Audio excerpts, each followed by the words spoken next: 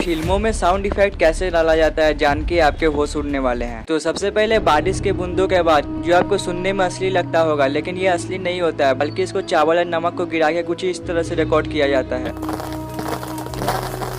Next, जो आप film में घोड़े दौड़ने की आवाज़ सुनते हैं वो भी असली नहीं होता है, इसे कुछ इस तरह से नारियल के टुकड़े को पटक पटक के रिकॉर्ड किया जाता है।